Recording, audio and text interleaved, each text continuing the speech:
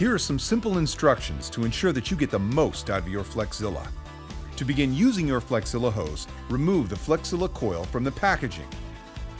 Next, connect your hose to a spigot. Then, roll out your Flexzilla until it's completely straight. At the other end, attach a spray nozzle. Now you can pressurize your hose by turning on the water. To bleed out any air in your hose, simply turn on the nozzle and allow the water to flow. Now your Flexzilla is ready to use.